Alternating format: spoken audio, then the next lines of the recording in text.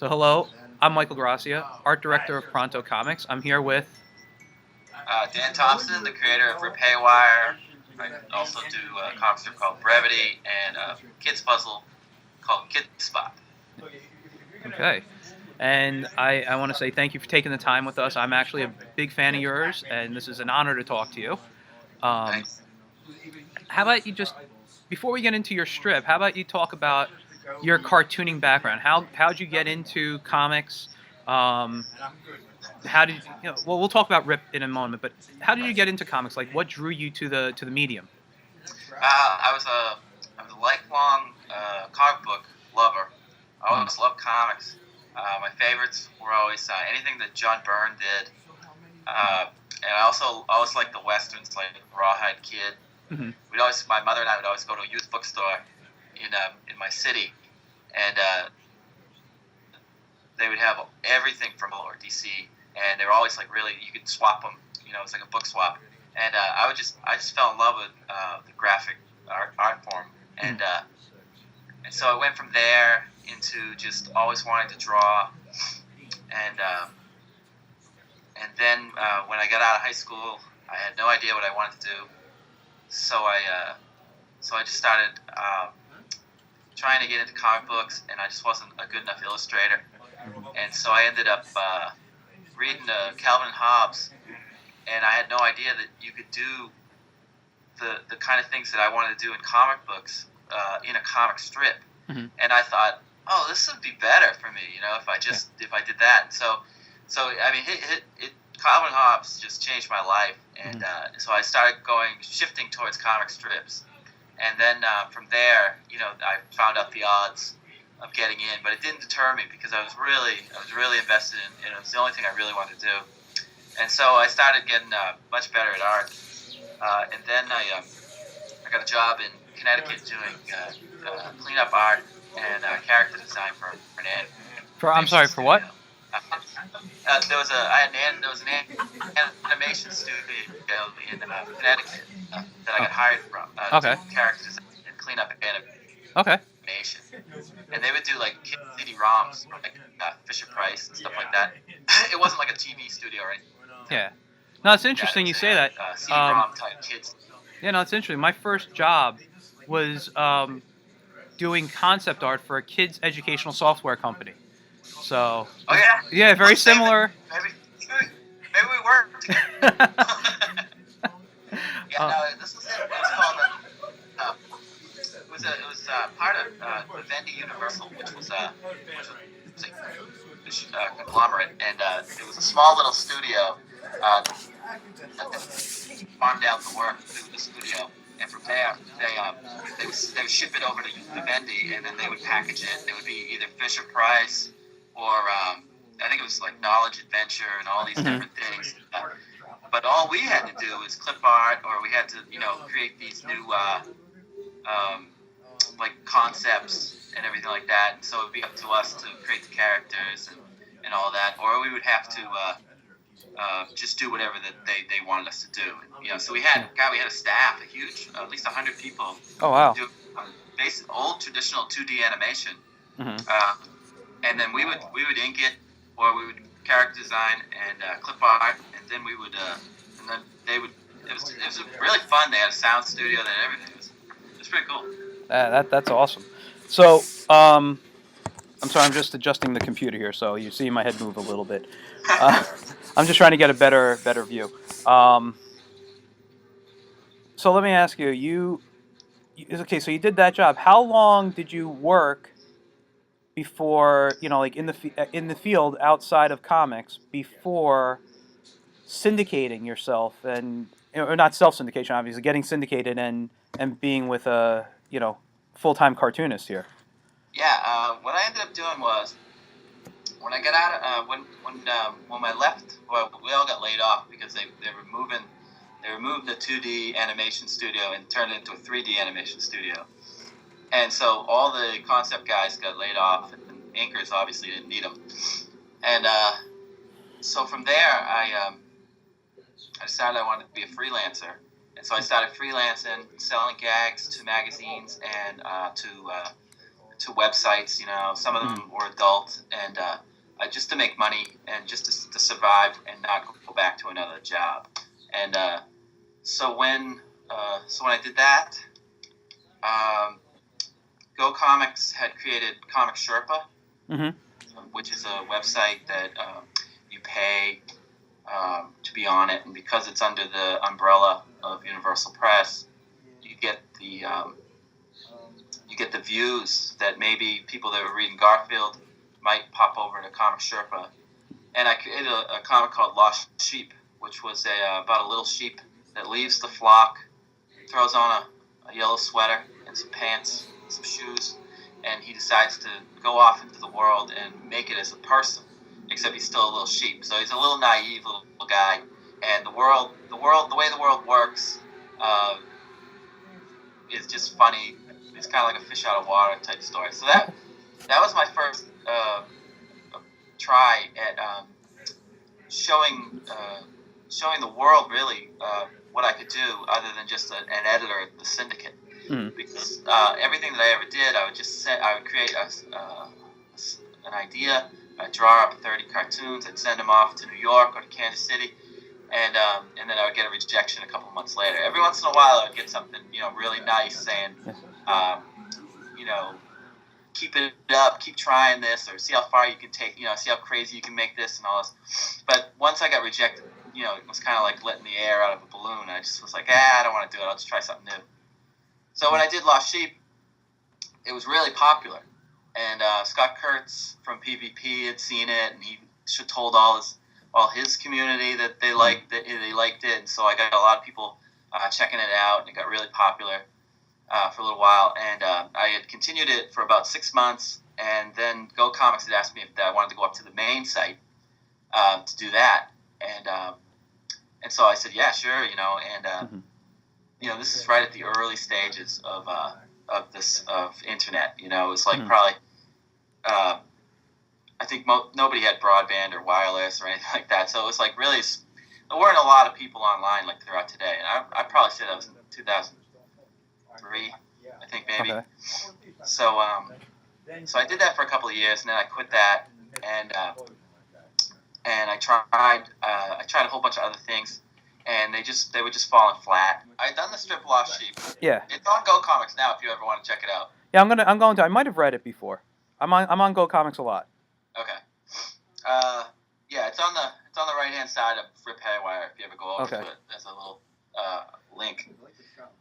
Yeah, so I did that for a couple of years, and my goal was to get it syndicated, and I tried, and even though I was on Go Comics, they just weren't interested in it. Lee Salem, still to this day, loves it. He still talks to me about it, and I was like, why didn't you syndicate it? But it's just, it's nuts and bolts. It can't. It's just, they have to.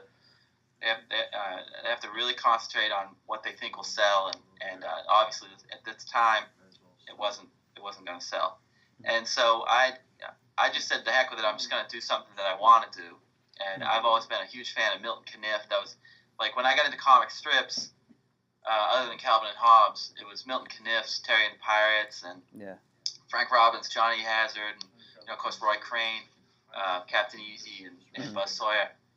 And then later on, I got into Dick Tracy. When I started doing Rip Haywire, I started getting more into Dick Tracy. Yeah. But I knew that I had to be funny. I knew I couldn't just do a daily. Nobody would ever want an adventure strip, so I had to be funny. Mm-hmm. So this was the first comic strip that I ever sent in that people were like, "This is good. This is really good. This really has potential. Send me more, or we can't do this, And so when I did it in a different style, and then so when I decided that I was going to redo it, I changed his face to look more like Captain Easy with the black hair and everything like that. Okay. Because I never thought about it, so when I changed his black hair, and I just made him look a little more like the old school guys instead of some kind of cartoony thing that you'd see on TV, Yeah. And actually, when I did that, I sent it off to everybody, all the syndicates, and I sent it to United, And 2 days after I sent it to United, Ted Rawl calls me, and he says, "What are you doing for the next 30 years?" And I said, "Nothing. What do you want me to do?" And he says, "We love Rip Haywire, and we want to syndicate it." And they just had to jump through a few hoops, and by the fall of 2008 or 2009, they were ready to launch it. And I think I sent it in 2008. Oh wow! And but unfortunately, it was right at the economic crash of 2009, and I didn't really sell that well when we got into, and then just the way that the business works, newspapers have a rule of last one in, first one out, is what they do with newspaper strips when they want to start something else. They won't touch Blondie or Garfield. They'll touch the guy that nobody loves enough yet. Yeah. And so I'm hanging in there with not a ton of papers, but I have a nice following with people that I've talked to. So I feel it's something I want to do anyways. And hopefully I'd still like to do it with money, but so that's why I have a few other strips to supplement my income. Yeah. Do you now? Obviously, if I'm wrong on this, let me know. But is Rip your most popular strip? The one that you're most known for? Well, it's definitely the one that people that know me as, I would say so. But brevity is an entity of itself. I mean, it was Rod and Guy, the two creators. They made it what it is, and they decided to leave, and they sold it to the syndicate, and the syndicate hired me to take it over. Just the art. I don't do the gags. Okay. And I couldn't. They're so funny. There's just no way that I could do that on a daily basis. I mean, the way that these guys create puns. I know. I just don't know how they do it. I've read a few of them, and I think, it's not one of the ones I go to every day, but sometimes sometimes I'll wait a full week to read a strip off Go Comics, and one of the strips I go to is Rip, and I always, I see your sidebar there, so I will click and I'll read like a week or two or whatever I need to catch up on, and it's a great, and I think it's great stuff. Your style though is very interesting to me. You mentioned a few of your inspirations on the comics. When I look at it, I get a really I can really see the Dick Tracy influence, but it's even more like graphic in the sense of not graphic in violence or anything, graphic in style. It's much more toned down and cartoony and very simplistic, and I love that about your strip. That's one of the things that made me want to read your strip, was the style attracted me in there. Is this this style? I mean, I know everyone develops their style from things they loved, but and you mentioned some of the stuff, but I noticed a lot of Dick Tracy in there. Cartoony wise, though, because the other people you mentioned weren't really cartoony artists. They were these adventure strips, Terry and the Pirates and stuff like that. Where did you get this cartoony feel from that just seems to work so nice? Because you use it on the Brevity strip too, I noticed. Lately I have, yeah. Well, as far as like Milton Caniff, you'll see the influence of Milton Caniff in my shirts, or his pants, or the shading, or the trees, or the way that I stage something. That's where you'll see my Milton Caniff influence. And then if I use the Ben-Day or the Zipatone effect, you'll see Roy Crane. And then, of course, Dick Tracy, really you just see Dick Tracy in the black and whites and the jawline. But everything else, I see so many, is like Hanna-Barbera, everything that I see, not from the shows. And if you think of Hanna-Barbera, you'd probably say, oh, Johnny Quest or something like that, Doug Wildey. But it's really more like Yogi the Bear and all those, that simple Yogi the Bear stuff that you see, was it Gene Hazelton? No. Was it who was the guy that did the TV show? No, the Sundays. He would do newspaper. Oh, I can't remember his name right now. He did Yogi and he did the Flintstones. Okay. And if you ever look at his work, you'll see it's almost like he took the old TV shows and he made them look awesome in a Sunday page. Mm-hmm. And I mean, Yogi Bear, if you ever go to there's a cool blog, some kind of, it's like a 50s newspaper comic blog, and I guess Yogi Bear at one time had panels. Mm-hmm. So they were doing it kind of like Dennis the Menace. Oh, okay. But it was Yogi the Bear, and it was just beautiful staging and just the way he, like I get more inspired by how people draw trees or rocks or houses. I mean, that stuff blows my mind. I mean, character-wise, mm-hmm. I think there's something inside me that I just love a certain style. And like when I say, like Bruce Timm, mm-hmm. in my women are either Shane Glines or Bruce Timm in their looks, Yeah, and I could see that. That's one of the things I noticed in the work. Well, when I was getting into animation, mm-hmm. with this studio in Connecticut, that's when Batman came out with Bruce Timm, and that was like a huge influence on everybody there. Yeah. And we wanted to do that type of stuff. We didn't want to just do these corny drawings for kids. We wanted to do really exciting stuff like that. We couldn't, but we all got really influenced by it. That's cool. It was kind of one of those things where it was like a natural fit for my style. I just never realized it until I drew it. Yeah. It just kind of started that way. Because if you looked at my work back then, you wouldn't think so. I worked at it, I guess. So, no, that's interesting, because actually, I'll be honest with you, Hanna-Barbera is one of the biggest influences on me. Growing up, the cartoons were, and I mean, they were everywhere. They were my Saturday mornings, Yeah. Yeah. We had them in Boston. We always hear them in Boston. Mm-hmm. They always would be like Jinxie and Pixie and Dixie and mm-hmm.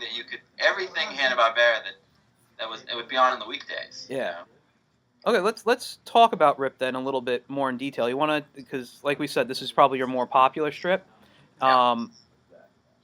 Let's just tell us about the strip, the creation of it, which I think you might have talked a little bit when you created it, but how'd you come up with the idea of Rip? Tell us a little bit about the storyline for people who don't know and how to get into it. Give us a nice pitch. Yeah, Rip Haywire is a square-jawed man of adventure. Any dangerous, he likes danger like some people like coffee, and he just, it's what fuels him, it's what makes him happy, is to do something dangerous. And these adventures just fall in his lap. And so, but there's humor in it. So it's, I think we called it, the adventure strip is back with a twist. Mm-hmm. And basically the twist was humor. Mm-hmm. And so basically Rip and his sidekick TNT and his dangerous ex-girlfriend Cobra would be hired to go off on adventures, silly adventures, whether it was trying to save a scientist from a group of rogue Amish, or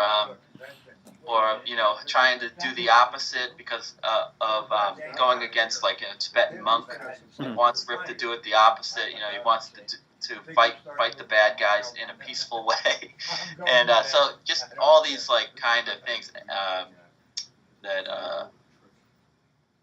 isn't the norm that you would see from your traditional adventure strip. It's just a sillier approach to what an adventure strip would be. And what an adventure strip is basically, you start the story and you have a whole bunch of cliffhangers, and death is just knocking on the door for him.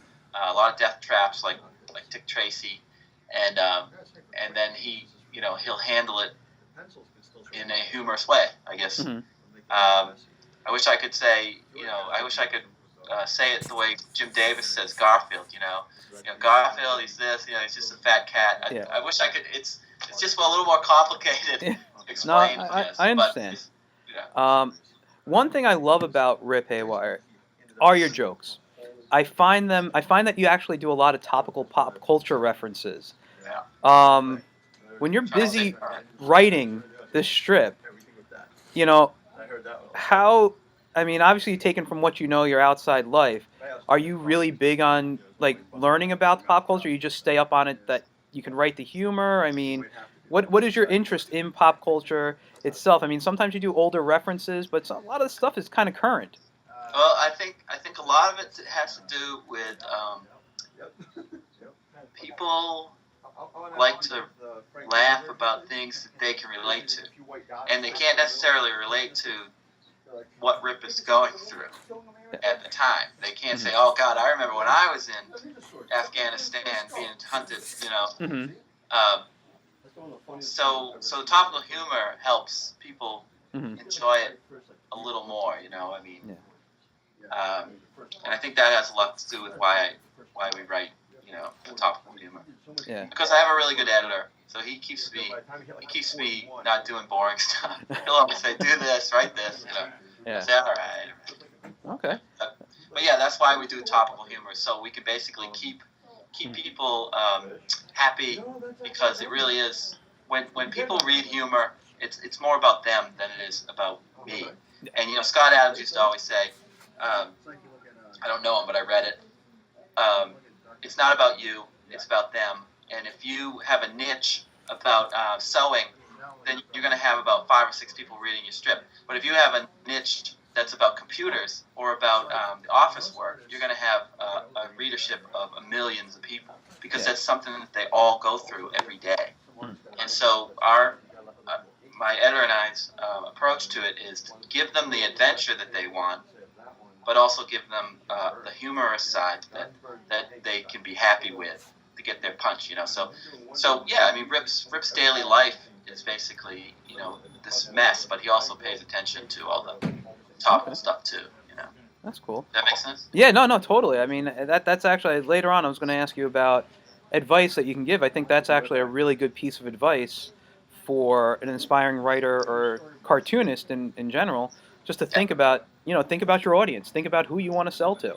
Yeah, definitely, because you know, you will lose an audience if you're just going to write about things that you like. If you don't write about things that they like, I mean, that's why I think people love, you know, like my buddy Mark Parisi always does cat jokes with Off the Mark. Yeah. And his cat jokes compared to like another joke, like fly through the roof on Facebook. You know, like people just love, because they all have cats and they love cats, you know, or dog jokes, you know. Mm-hmm. His best sellers are cats and dog greeting cards and stuff like that. So it's those types of things, just small things like that people go, I have a dog. Oh my God, he does that, you know, or I have a cat. She's always, you know, sitting on my face when I wake up, you know. So. Yeah, mine sit on my legs.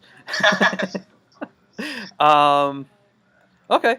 So yeah, topical humor is topical humor. important, because it is. It's about them and not about you.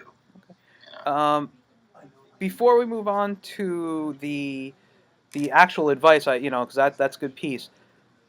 Is there anything else you want to mention about Rip or any of the other strips that you do that we haven't talked about? Well, I got really good news that I'm not allowed to. I don't know if I'm allowed to talk about it yet, but Rip will be doing something really cool that will come out in 2016. Okay. I'm working on it now. Okay. It's a book, but I can't really talk about it. Okay. I don't think I can talk about it. They never tell me if I can talk. Hey, 2016. I'm looking forward to it even more now. Well, that'll be exciting, and it'll be different. It'll be something you won't be prepared for, which is fun. Okay. And yeah, other than you know, that's the only one that I really own. So okay. Everything else is whatever the syndicate. But no, with Kid Spot was something that much like Brevity, the original creator retired, and he sold the strip to Universal, and Universal needed an artist, and John Glenn's really nice to me, and he knows that I can do the work, so he let me do that work for hire. You know, okay. So I love doing it. We love doing it, and and same with brevity. It's a blast. I mean, it's just so much fun to get this stuff out. Mm-hmm. You know, it's a little different though. I'll tell you, it's different when you're just drawing it Mm-hmm. than writing it. When you write it, you get so invested in what the readers are going to say, and when you just draw it, people don't. I just don't care what they're saying because most of the time they're cracking jokes about what the panel is about, like brevity. Yeah. And while I think it's funny, I go, well, it wasn't my joke, so. Yeah. You know, so writing's really important. That's a huge over drawing. You know, they always say it. You know, good writing will help bad art, and bad writing won't help good art. You know, you could be the greatest artist in the world, but if you can't write, Mm-hmm. you won't get a job. I remember one of my teachers, I forgot who it was, when I was studying cartooning. He told me it's really 70% story, if not more, than the artwork. Oh, and it's a million times more challenging and fun to write. Yeah. Because you're creating these little fun worlds for Mm-hmm. these people to get into, and just your business is trouble, you know, and all you have to do is create as much trouble as you can for these characters, and there goes all the ideas. All you have to say is, what trouble can I get them into today? Yeah. And you can think of a million things to do, and then they're upset about it, or they're excited about it, or they're scared about it, and you know, then you get your words, you know. And after a while, they do start talking to you. No, I know. I have the same way with my story. I do. Yeah. I'm a little behind. I do a webcomic. I'm a bit behind on posting, but it's the same way when I write my stories. It's okay. It's funny because they say eventually they write themselves, and you kind of start this path for them, and then it's like, oh no, they can't do this. They're going this way. They need, they want to do that, and they're telling you, no, we're going this way. You don't write us another way. And exactly. it does happen, and it's weird. It's hard to explain to people, but it's there. Yeah, and it's also hard when you have you go, oh, that's such a great gag. Yeah. But it's totally not their character, Mm-hmm. and so you have to pass it up. Yeah. But because you want to stay true to the character. Exactly. You can't have them go out of character. Yeah. Yeah, it's a blast. I mean, I wouldn't trade it for anything. I really wouldn't. I think, and yeah, I mean, I get it. I love it when people say they love my art. Because I really work hard at the art. I really do. But the writing to me is the best. It's when people say it's a wonderful strip or it's this or that. I know it's because of the writing. It's not because of the art. Because I've done worse art and they still thought I was good. I think most of it was because I could write. Okay. And the truth is, you never know you're a writer until you get out there and do it. Mm-hmm. And I just had a quick rule in my head, and I said, if I read the strip twice and I laugh both times, then it's funny. Okay. And I never, because I would sit there and I used to show my wife, girlfriend at the time, I go, do you think this is funny? Mm-hmm. Or I'd give it to my father and I go, hey, Dad, do you think this is funny? When I was starting out. Mm-hmm. And he'd laugh and laugh, but you wonder if he was just laughing because he was my father. Oh, yeah, I get that. And he wants the best for you, Yeah. So when you actually have to go out there and have an audience look at your stuff, Mm-hmm. and they go, oh, this is great. So then you go, oh, all right, I knew I was right. I knew it was funny. And so yeah, that's a good rule. If you're going for humor, if you can laugh a couple times at it, both, I go through all my books, and when I go through them, I still laugh at the jokes. And sometimes I'll even go, God, who wrote that? Yeah, I actually own. I have what is it? I have both your. I think you have 2 dailies out now. 2 daily collections, or are you more? Oh, I got more. I got. Let's see. I got. Oh yeah, no, I got that one. I own that one. And I own that one, and I think that's all I have of your dailies now. And that's the. Oh no, I own that one too. I own them all. Awesome. And the graphic novel, I have. Caprese? What? The newest one? Which one? I don't know. I have, to be honest with you. And then there's this one. I don't think I have that one yet. That's brand new. That's brand new. And then you also have the graphic novel. The what was that one? I can't think of the name now. It's Rip Haywire and the Curse for Tangaroa. Yeah, that was great. Tangaroa. Yeah.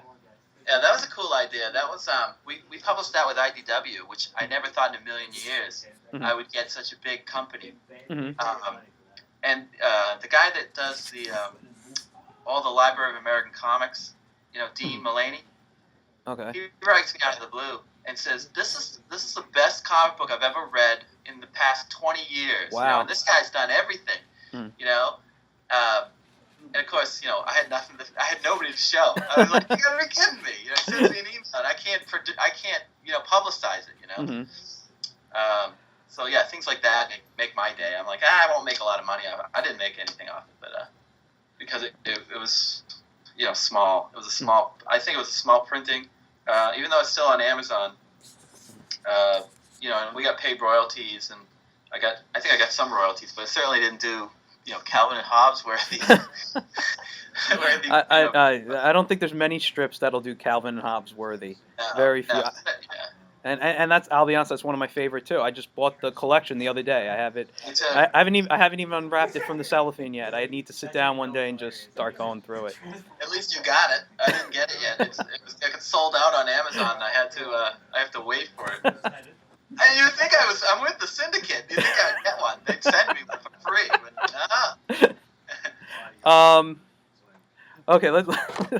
I know because I think we're getting a little longer on this interview, which is great. I could talk to you probably for a good couple hours. I'm having a great time here.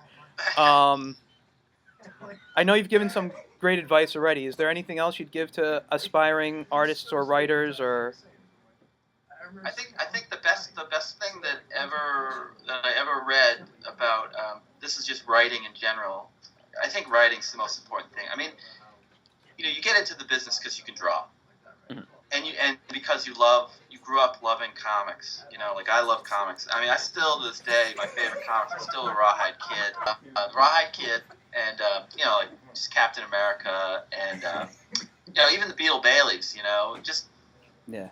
I just fell in love with this stuff, and then of course anything from Hanna-Barbera, anything like that, and then Garfield. Just fall in love with art.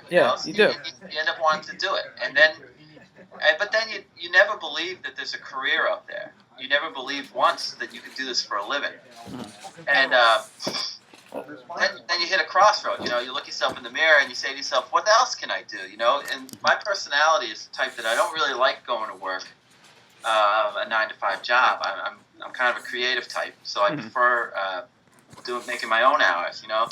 I mean, if I knew that it was instead of a 9-to-5 job that you'd be working 5 a.m. to 7 at night, doing 14-hour days, then maybe I would have stuck it out with the 9-to-5s, but you just love it, and you just want to do it. So, but then when you realize that you can make a career out of it, you're nothing unless you learn how to write.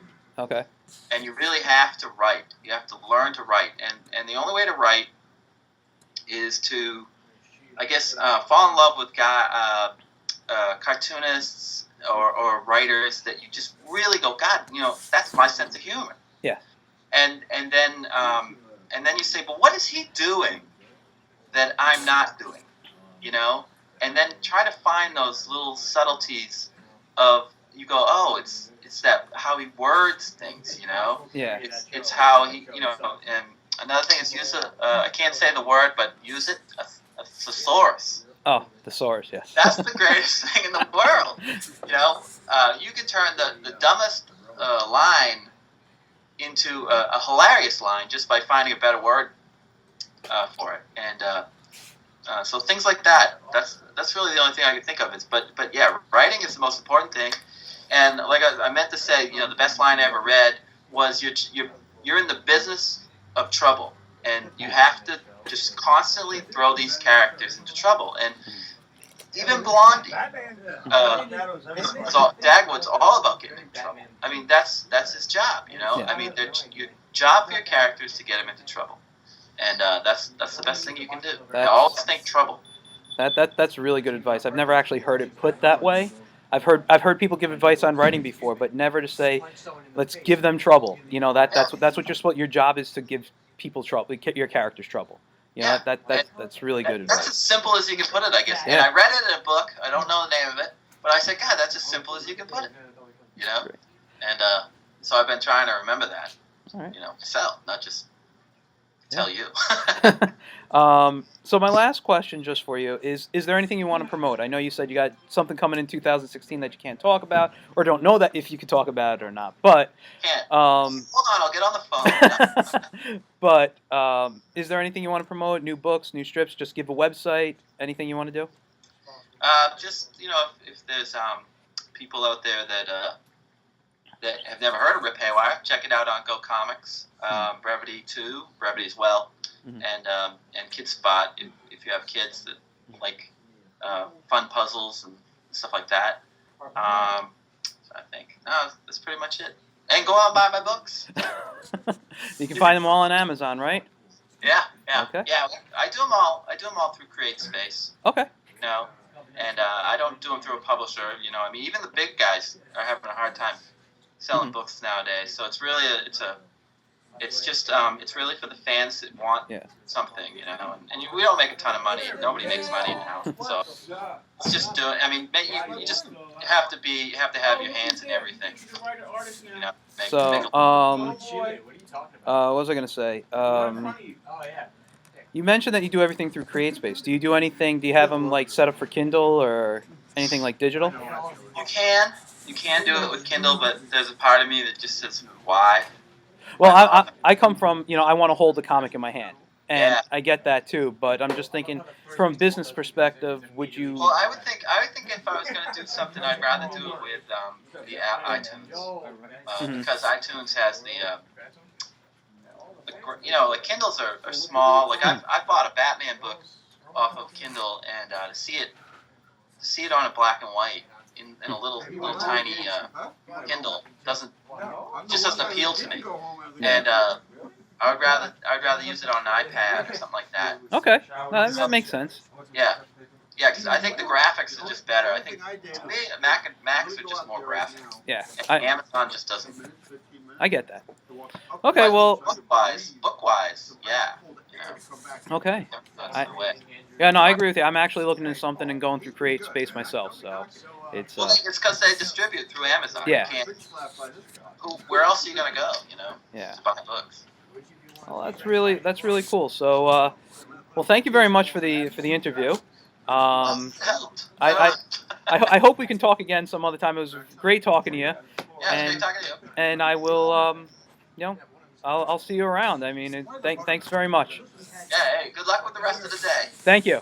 I'll let them know. Get some sleep. I'll let them know as soon as we're done here. All right. All right, thank you. All right, take it easy. Yep, bye.